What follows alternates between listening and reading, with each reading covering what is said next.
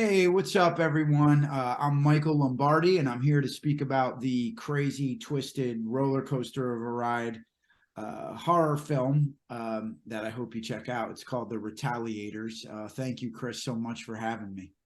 My pleasure, Michael. Thanks for joining us today. Happy to be here, man. So, as you say, mate, we're here today to talk about the release of the Retaliators via video on demand on Apple TV and Google TV in Australia on October the 18th, which means a whole new audience are about to have the pants scared off, and mate. Like, what warning label would you put there for first-time viewers of the movie? Oh, man. There's a few warning labels. Like, it's not about bad words. It's not about nudity. It's just about, I think this movie is really twisted and it gets dark, but then it also doesn't take itself too seriously at times, right? But I guess I would hope that there's truth in the film and it poses a question as wild as the film gets, and a topic matter that will make you think a little bit, and maybe that you can actually like go out for a drink afterward and talk about a little bit, on top of just hopefully being entertained. The movie first came out back on August the 30th, 2021. So that was more than 2 years ago, which is a long time for it to actually get to the Apple TV and the Google platform. So it's got to say something about the quality of the film that it's taken 2 years to get from the theater to the small screen. Like normally these days it's 6 months turnaround. Yeah, dude. It also took like freaking 3 years to shoot because it was through COVID. We were Yeah. shooting. It's been a long journey with this movie, but I'll tell you, what you see when you see 21, that's when it had its first festival premiere. And that was at Fright Fest in the UK. And then it premiered a few months after that at Scream Fest in LA. And those are two of arguably the top horror festivals in the world. So it was really special. And then it takes some time after that to get distribution. We came out a limited theatrical release, and then we came out on VOD in the States. And then here we are. So it's a little tricky. And I've learned so much along this journey, producing and directing and being on the other side of the camera as well. And that's one of the things, the whole distribution cycle and how that works. So it's crazy because it shows that as the release date, but that was like at the beginning of the festival run. We did festivals for a year. Then we hit VOD in America, and now we're global. So yeah, that's kind of the way it went. And so for those not familiar with the Retaliators, it's essentially a horror story on Pastor John Bishop yourself, whose life's rocked by the brutal murder of his daughter. But can you elaborate a bit more, like put the whole film in perspective? Yeah, I mean, I think at the end of the day, the movie poses a question like, what would you do if you had a minute alone with the person who hurt your loved one? So bottom line is like it happens in this case to a small town guy, beloved by his community, a man of the cloth, someone who you'd never expect to have that sort of retaliation that within him, but I think we all do as human beings, and I think that's the interesting thing. You put a guy like that in those circumstances and what can happen, and he goes on a hell of a journey from the beginning to the end. I think he completely transforms, and there's a bunch of mayhem and craziness on the way to that. But I think what's interesting about it is, you can say, hey, if someone, hurt your child or, your niece or your nephew, and you had that minute alone with them, can you take revenge on that person? And, I think it's easy to want to say yes, if they did something really brutal to you. But then I think there's the side of, if you're sitting in a room across from another human being, could you really draw blood on that person or hurt that person, and I think it goes there, and it touches upon, it's a sensitive subject matter, actually, even though, again, this movie hopefully is entertaining and kind of twisted. There is that underlying message that hopefully allows you to put yourself in that situation, Yeah. Like you say, like, there's so many people out there, like, that they've got the macho and the bravado, and they're always like, give me 2 minutes alone with that guy and I'll kill him. But the way the movie pans out, like it really does ask that question, and it makes you question yourself whether you would be able to go through with it or not. But After so much time with you sitting with it, bro, like, do you think you'd be able to if it happened, like you in person? You know, so I have two boys, so it certainly helps if you have, you know, a child. Girls side. Yeah, and you know, it also, but again, even if you don't, I mean, people can relate to that with their freaking pets, right? Or a niece or a nephew. So, you know, I've been asked this before, and it was the first run of the film, which was a while ago. I haven't even talked about the movie a ton recently, which is why this is so beautiful too, to have a different perspective on it.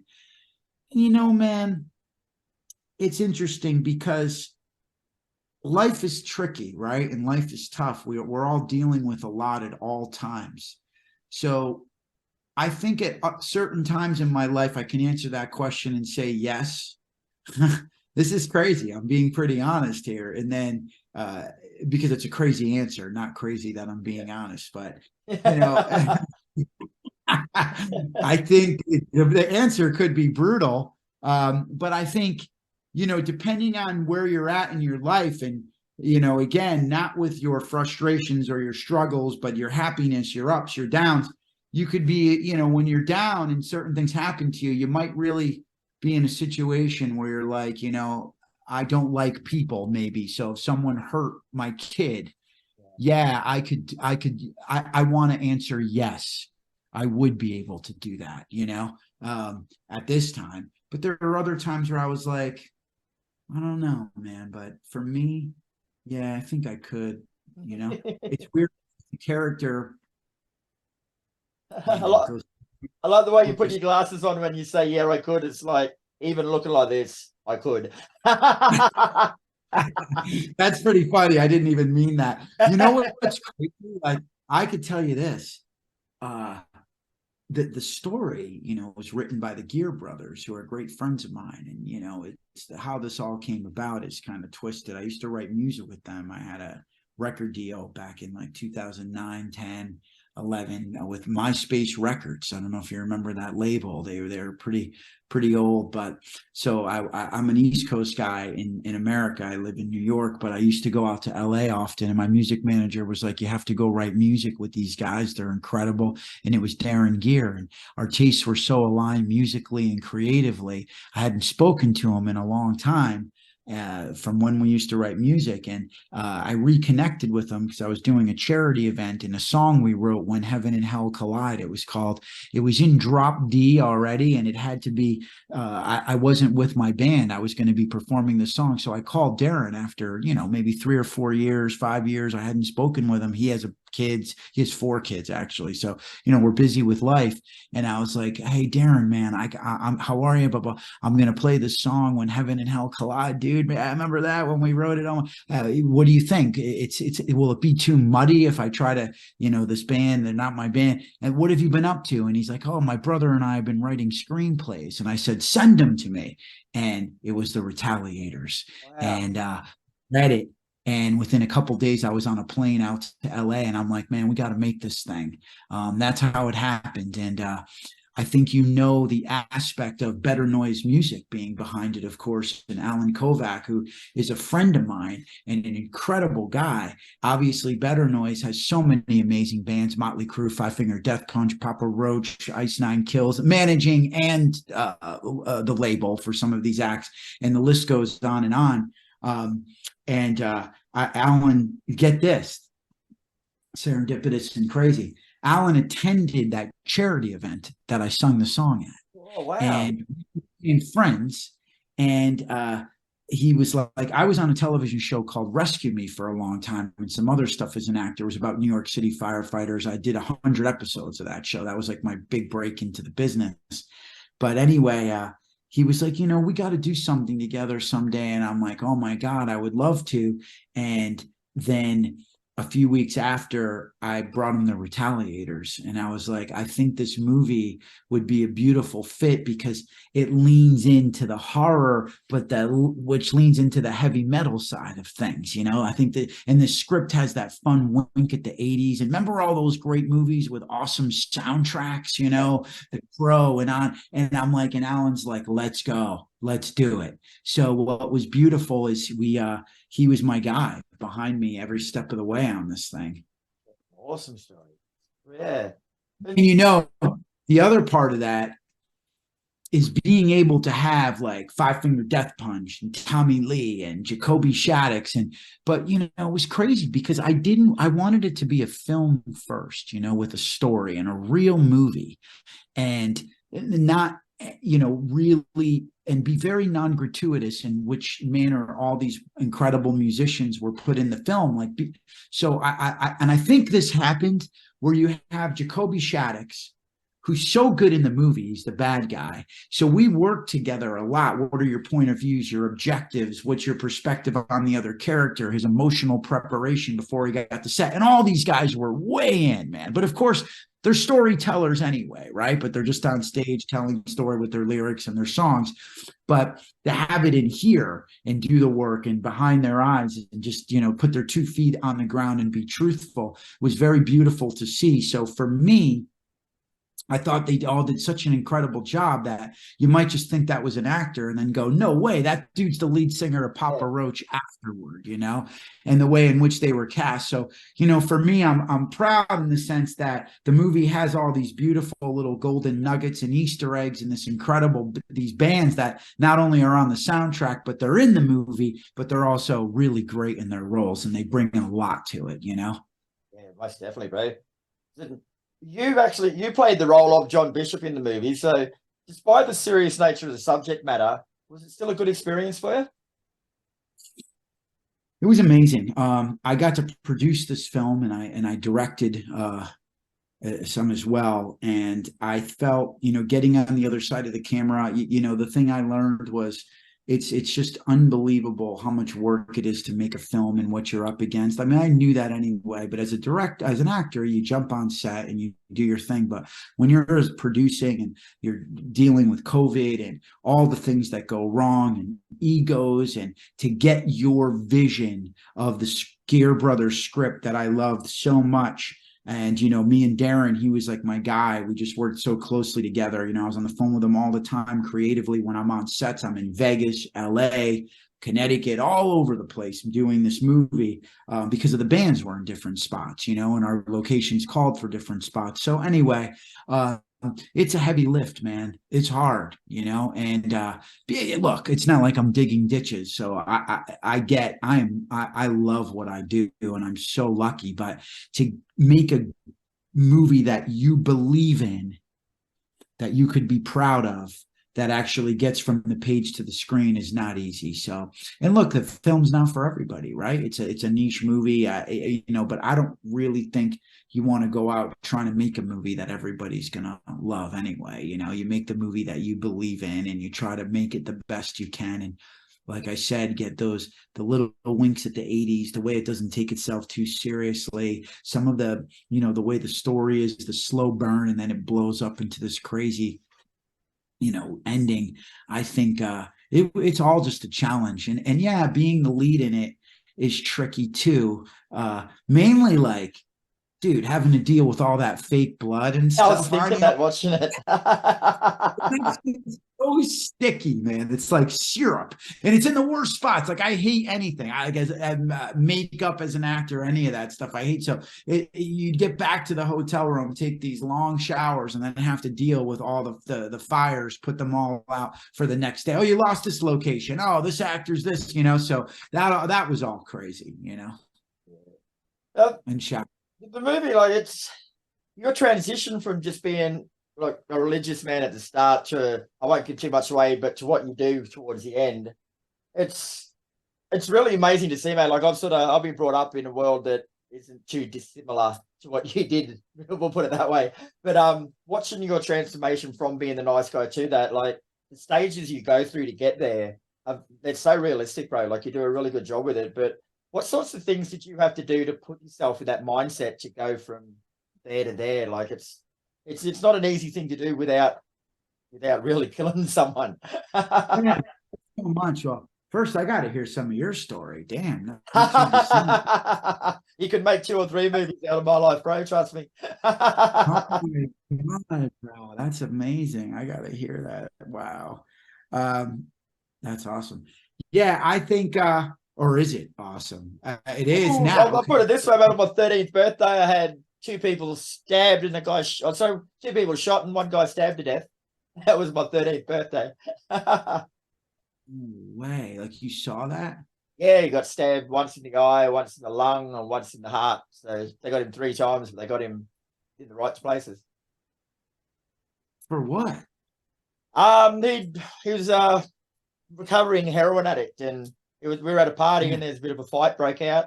And this guy, instead of using his fist, he pulled out his gun, and started shooting him, and got the first guy in the stomach, and he went down. Then his mate rushed him with a knife to stop it. And he shot him twice. One of them just skipped his thigh. The other one hit his bike keys in his other pocket and deflected, and then finished him off. But yeah, they found a full magazine in his magazine clip in his back pocket, so he was ready to go out firing. Oh my God, man. Holy shit. There's your movie script right there, bro. Yeah, I've sort of, when the transition you went through it, I've seen quite a bit. It was really cool to watch you do it, bro. Like, it was believable to someone who's seen it. Thank you so much. You know, I did a lot of research on that kind of trying to feel that way. And I told you, having young kids definitely helps a lot, you know, and you think about, you have to put yourself in that horrible headspace. Oh, Right there, bro. Yeah, there you go. So, you know, I think that makes it easier in terms of trying to go. It's not easy to go to that place, but if you use your imagination and you think about that and how much our children mean to us. But again, if you don't have a kid, you can still go there with a niece or nephew or anything you love. But, you know, what was interesting, man, is I watched this YouTube video, like just early on, just in playing with the idea. It's one aspect. There were many, because you try to build from every angle to make it truthful. You put it all in you and then you let it go. Like, you don't want to like throw it up on screen and be too, you just have to try to get it in you. And then, like I said, just put your feet on the ground and be there. But anyway, this guy was in court, the surreal life. And he literally looked like, if you were to cast a caricature of like a math teacher, right? Like, I mean, the skinny sort of like guy, and he's there and he had like, you know, big glasses, and he was just very skinny looking guy, not intimidating at all. Okay. And he had a moment that the police, the court police were on each side of him, and they brought him up, and he had a moment with his daughter, with his son's killer. And he got to tell him how, and he went up to him, and all of a sudden he just dove, and he had a pencil, and he started screaming, and this howl that he let out from within, this animalistic, like it was so, it was scary, right? It came from the depths of his soul. It didn't even sound human. It wasn't scary like, it was like, and he dove at the guy, and they had to pull him back. And that was my first sort of toe in the water of like, whoa, seeing that animalistic caveman mentality of going after the guy who harmed his son was my first, as I said, step into like this role and what that meant to him, and that sound that he made when he went after him, you know. And he didn't care. He was in court, right? What happened to him? So yeah, that was something. Like, that would have been, it's a couple of years ago now, more than a couple of years ago that you did that, bro. But like, do you have any lingering memories of that experience? Like, it's not the sort of thing you just brush off straight away and go, all right, life's back to normal again now. You know, like, even though you were just playing a role, you still get memories of it, being that person? Yeah, it's a good question.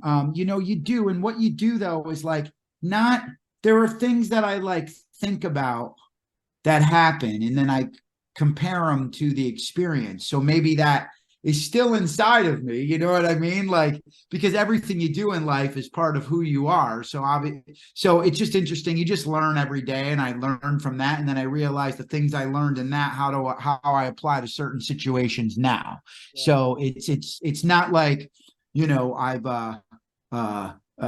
been in any situations like that or had to deal with that kind of emotion, but I still think about it often. Yes. Good, right? Because it's inside of you, right?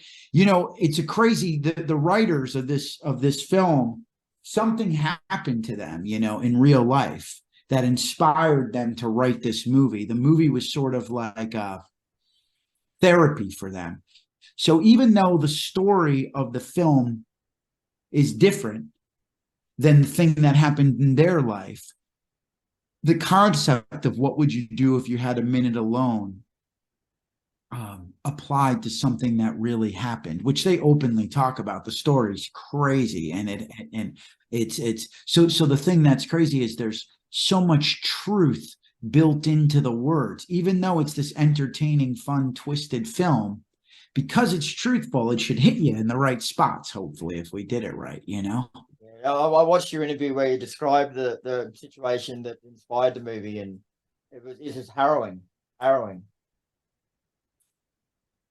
If you want, we could go there, but it's up to you. Like I said, it's openly discussed. I don't know how much. You have discussed it before. Now, I encourage anyone listening to this to go back and watch some of Michael's previous interviews, because I watched a few of them, and you reveal a little bit more in every interview, and it's going through them all, mate. It puts the whole pieces together a lot better.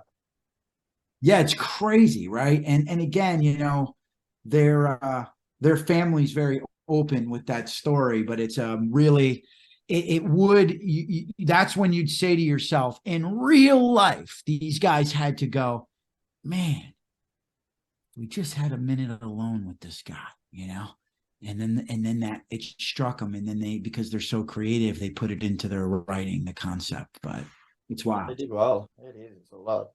Yeah. So, yeah. The other reason, of course, as we've alluded to before, that we're talking about Retaliators, one which elevates the movie to one of the best horror movie soundtracks of all time, mate, is a theme of where heavy metal and horror combine, mate. It's honestly the best movie soundtrack since Judgement Night in 1993, I reckon.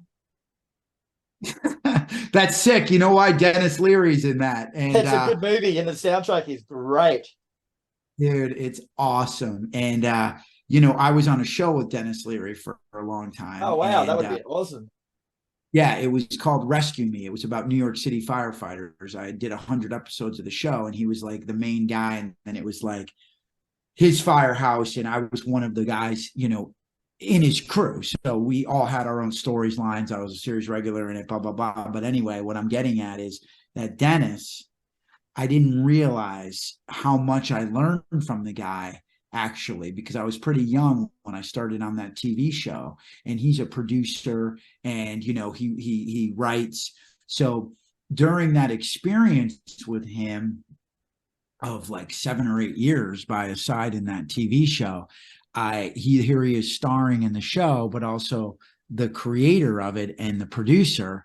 I was able to put myself in his shoes in this process when I'm producing, directing, and starring in this, and just how much goes into it. It's a labor of love, and it's funny how what everybody, like what the crew member is, what actor's a pain in the ass, who's this, like, and what I mean by that is like, who gave an attitude to this person, everything that's going on, and who your team is, and who's really strong, and who you want to work with. Again, it's a crazy trip. But yeah, Judgment Night, the soundtrack was sick. And I mentioned The Crow earlier. Yeah, so that element of music is so wonderful in this, Yeah. I know you said before, man, like some of the bands include, there's Papa Roach, The Who, Asking Alexandria, Tommy Lee, Five Finger Death Punch, and more. Like a lot of those actually act in the film too. So you've got Tommy Lee, there's Jacoby Shaddix, there's Ivan Moody, Spencer Chalmers, Craig Mabbitt. Like they all had actual parts in it. It's a fresh and really cool idea, mate, but normally only the songs are actually on the soundtrack, but using the actors, and like you say, watching through the movie for a metal fan, it's like, it's to spot the actor, and what they're doing. And they all did such good job. They didn't look like, well, musicians trying to act. They looked like actors acting. Yeah, that's so beautiful. Thank you. It was so important to me. Like I told you, I really respected this script, and a horror movie, look, is a horror movie, but I think the script has a message. And I thought the reason I was attracted to it as an actor and a producer is because I'm like, it has something you could go talk about after. It could touch you, but yet you're on this crazy metal horror journey, right? And it's fun. But that was the thing. I said it earlier, when I knew that we were able to get all these musicians, I was just, they put so much effort into their roles, and they all spent a lot of time talking to me before they got on set. And they were really, really all amazing, man, and funny and good and open and free and willing to go there. So it was just so beautiful to see them do something maybe a little different. But they are in front of the camera too. They do their music videos, so they're pretty open. But yeah, acting is different than music. But obviously, the two have gone together all these years for a reason. They're both they complement one another. And it's funny too, as an actor, I like to listen to a certain song, to maybe bring me up or maybe knock me down, be happy, sad, so it's it was so cool, man. They were all like really, really fucking cool people too, and they gave so much. Like I said, they were ready, man. They were ready to work. It was really because again, it's all about like the work ethic too and the effort. Look, we're having fun. I get that, but you really have to. These guys, man, on the road touring, and what they put into their craft is unbelievable. It's such a discipline. It's a long journey, It doesn't happen overnight. So they knew what it would take, and they all took it pretty seriously. And I thought they were great. So that's one of the biggest compliments. And that was the thing too. I wanted you to be in the movie, in the character. And there's a few guys, like there's some of the baby bands on Better Noise label who are awesome bands, by the way, but they're in the movie too.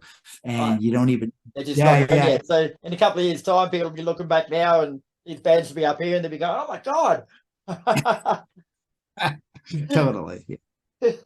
Another good aspect of that too, man. Like I've seen movies before that have had metal soundtracks, and they're basically just token soundtracks, or they're there to sell the soundtracks, but then they don't contribute to the movie. But in the Retaliators, like watching through it, the songs are well placed. Like they actually fit the mood, and then the lyrics in some of the songs actually fit the storyline to an extent. Like they're not just thrown in there so metalheads will watch the movie. They're actually integrated into the storyline really well. Was that difficult? Yeah, that was a big part of it too. And it was like, me, Alan, and Darren spent a lot of time doing that and taking our time and making sure. And Randy Bricker edited the film, and he was the perfect guy to edit. I went through a long time seeing who do I want to edit this film. And I'll tell you about Randy for a second. He's a guy who has done both horror and story. So like he was an apprentice on the film The Firm with Tom Cruise. He was on I Legend as an editor. Then he was on Halloween. He's done some. He's literally the head editor on the Chucky series right now. Right. So he knew both worlds. So he was great in post production. And you know what else we did? We got the Stranger Things guys, Kyle Dixon and Michael Stein, who scored Stranger Things, score our film. So it was so beautiful. We were like, we're not going to hold back on the music now anywhere, So those guys score it. And then you have, and it's funny, that song by Papa Roach, the ending, it's got that synthy beginning, which sits right in there. So yeah, we put a lot of time into thinking where the song would fit best within, to also, you want the song to enhance the experience for the audience member of what's happening between the actors, or what's emotionally supposed to be happening, and very important. And I feel like we put a lot of time in. Hopefully it worked. So well, you absolutely nailed it, mate, because I went into the movie thinking, like, with that in mind. Like I was watching the movie partly to see how the music fit in with it and how it worked, and you nailed it, bro. I haven't got, I'm a criticizing prick, and if there was something wrong, I'd tell you, but I thought it all gelled beautifully, mate. So you did a great job. Thank you so much, Kris. Thank you, man. Pleasure, man. But this question here is going to put you on the spot, bro. Like, out of all the bands that you had in the soundtrack, I want you to put together one metal Retaliators supergroup. So picking all the members from the band, give me a drummer for your group. Oh my God. So now wait a minute. You're saying pick each, tell me again what the Okay, so all the bands that you've got on the soundtrack for the Retaliators, I want you to assemble one supergroup or like a Retaliators supergroup. So pick a drummer out of any of the bands, pick a guitarist, pick a bass player, pick a vocalist, and that's our Retaliators supergroup. Holy well, first of all, I'm the lead singer, so Well, of course you are. Don't worry about the Who. Don't worry about asking Alexandria. Yeah, exactly. Lombardi on vocals. Yeah. No, dude, listen. These guys are all so good, man. Like you know what? I've been directing music videos now a lot too. Yeah, because I've been tied into this world. So to see the musicianship, first of all, have them come and set, like even from Ashes to New, they play in the church. Those guys hit so hard, man. They're freaking, I like them. Even from Ashes, there's so many bands. So I'm like, wait a minute, I'm scrolling in my head. The Who, oh my God, the Mongolian, that song with Jacoby featured in it, Wolf Totem. Holy cow, that song is so good, and that band is unbelievable. You know, I ended up doing a little documentary on the Who subsequent to the film. It's on YouTube. It lives on YouTube. It's like a 3-episode mini doc. Not that I went and shot them. I used existing footage, and I talked where they talk about their instruments because I was so intrigued by these guys. So they're absolutely unbelievable, and I got to see them live since, and I got to see them do the music video with Jacoby. Five Finger Death Punch, Jesus, those guys are incredible. I've seen them live a bunch of times. Ivan's so good in the movie, so is Zoltan. Yeah. And Kris Kale, the bass player, and Andy, the guitar player, unbelievable. Let me think. God, man, I know all these guys so well, probably better than they know me because I've been following them, fanboying out on them all, right? And you know who's really great too? There's a band called Eva Under Fire, and they're really starting to blow up. And she opens the movie, Eva Marie, in the van, and she I thought incredible in the movie, incredible woman. I just saw her play at Sirius XM. Her vocals are unbelievable. So I could go on and on, man. Like I really, and I mean this because you put me on the spot, but first of all, I have the vinyl. You've got to see the vinyl that we made for this movie because it has this 80s throwback feel. I got to send you one. Yeah. It's a double vinyl, like blood splat, wow. 2 posters, all the bands, because the Stranger Things guys, because the Stranger Things guys themselves, Kyle Dixon and Michael Stein, sell tons of vinyl just with their scores. That's how, so they have some, we have a couple tracks of the scores on there. So like all these songs, and I watched them so much in post-production where they belong. They've all the bands have made such an impression on me. And it's really hard to pick one because I don't think I could love one without the other because the way they all came together for this movie, if that makes sense. They're all so important to it. And if we only had like 3 musicians, I don't think it would have been the same. We had like 8, which scared me at the beginning. It's too many. What kind of movie is this going to be? But I think it all happened to work. So now it's like, wow, it was a good thing we had that many, you know? And again, every band is also on, every musician in the film is also on the soundtrack. But I don't know, man. I don't know if this kind of formula or this recipe, it's all baked into the cake, and the cake seems to taste all right at this point, you know? And look, like I said earlier, the movie's not for everybody, but hopefully whether you're a fan of the band and that's why you go see the movie, or you're just a horror head and you're into the movie, maybe you'll be attracted to some of the bands because of it. Hopefully it's sort of this symbiotic thing and we're not just milking off the bands, you know?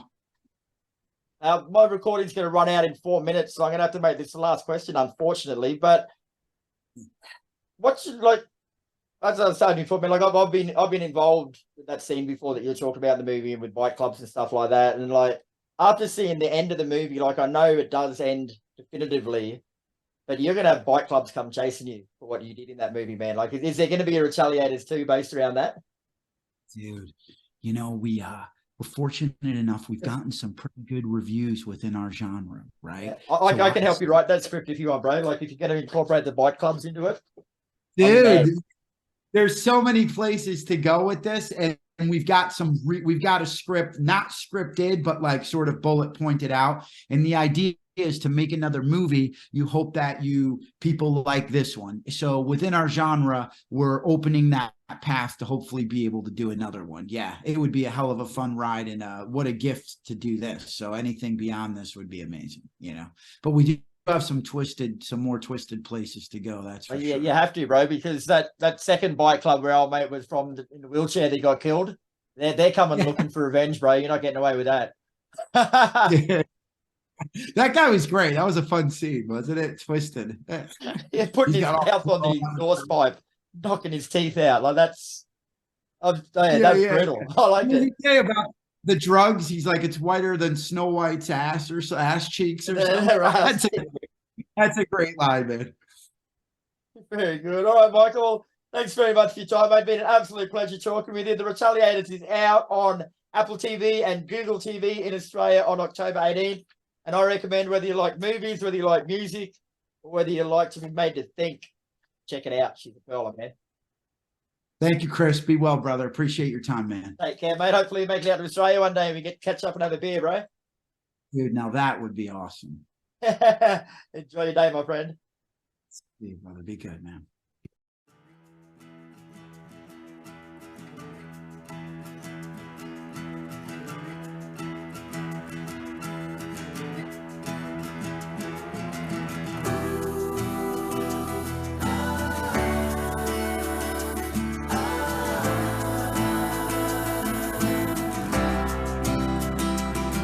Well, an eye for an eye, a throat for a throat. The dream never dies, but sometimes it chokes. I wish you were here to show me the way. Who would you kill? Who would you save? And now that you're gone, I've slipped off the rails. I pray for revenge, but I'm afraid I will fail, because we live in a world where even the angels are retaliators. Retaliators. The blood on my hands, I see the Holy Father tasting revenge, and it's as sweet as holy water.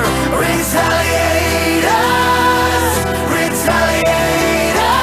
I'm throwing away all the blessings I gave her. 21 bullets, but it's not gonna save her. 21 bullets, 21 guns, 21 daughters, 21 sons. 21 bullets, 21 guns, 21 daughters, 21 sons. A fang for a fang, a knot on a rope. The sound of the dead is what gives me hope. But the blood on my tongue and the sweat on my neck, you cannot run what comes for you next. And now that you're gone, I've slipped off the rails. I pray for revenge, but I'm afraid I will fail, because we live in a world where even the angels are retaliators. Retaliators. The blood of my hands, I see the Holy Father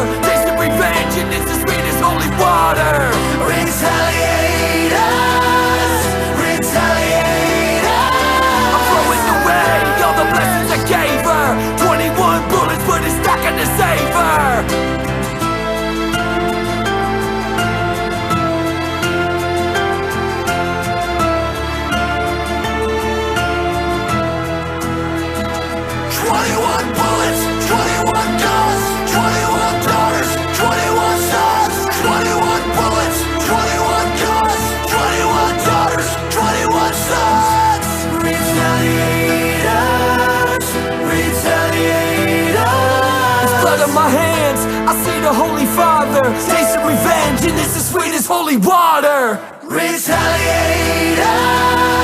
retaliators. I'm throwing away all the blessings I gave her. 21 bullets, but it's not gonna save her. Retaliators, retaliators. Blood on my hands, I see the Holy Father. Tasting revenge, and it's as sweet as holy water. Retaliators, retaliators. I'm throwing away all the blessings I gave her. 21 bullets, but it's not gonna save her. 21 bullets, 21 guns, 21 daughters, 21 sons.